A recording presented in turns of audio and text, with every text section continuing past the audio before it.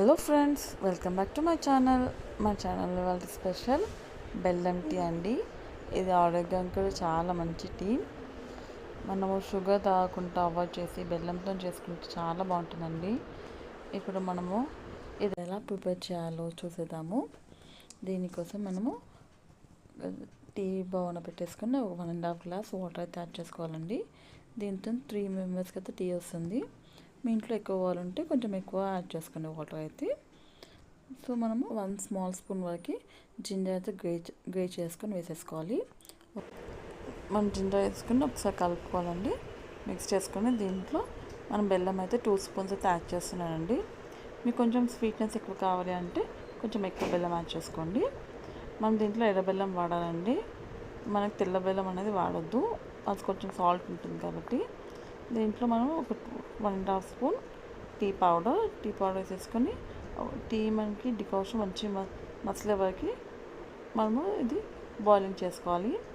ఇది బాయిలింగ్ అయ్యే లోపల మనం పక్కన స్టవ్లో పాలు పెట్టేసుకొని పాలు అనేది సపరేట్గా వేడి చేసుకోవాలండి. ఎందుకంటే మనం దీంట్లో చల్లపాలు అస్సలు యూజ్ చేయొద్దు. చల్లపాలు యూజ్ చేస్తే మన టీ అనేది విడిగిపోతుంది. ఇప్పుడు మిల్క్ అయితే మంచి బాయిలింగ్ అవ్వాలండి. ఒక 3 to 4 పొంగులు వచ్చే వరకు మనం బాయిలింగ్ చేసుకోవాలి మిల్క్ అనేది.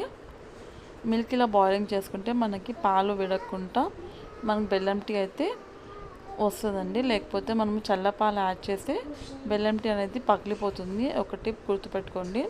సో అందుకే నేను సపరేట్ బౌల్లో పాలన్నీ వేడి చేసుకున్నాను. వేడి చేసుకున్న పాలు మనము ఈ మన డికాషన్ ఉంది కదా దాంట్లో వేసేస్తానండి. ఆ క్లిప్ ఒకటి మిస్ అయిందండి.